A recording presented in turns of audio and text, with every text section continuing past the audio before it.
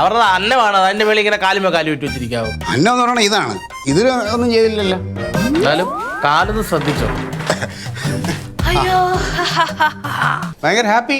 രണ്ടുപേരുടെയും പെങ്ങളെ ഉണ്ടല്ലോ സെക്രട്ടറി സ്ഥാനത്ത് നിന്ന് ഇപ്പൊ തന്നെ പുറത്താക്കും.